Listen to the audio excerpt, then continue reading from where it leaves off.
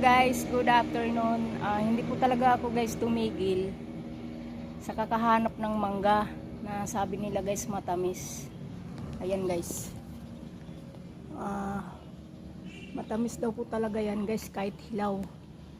Ngayon guys, sumungkit talaga ako guys ng isa kasi may nakita ako guys na maliit.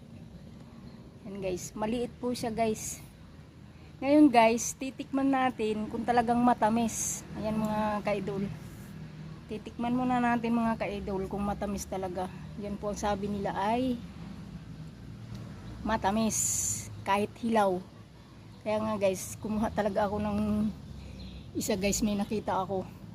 Ngayon guys, titikman na natin kung talagang matamis.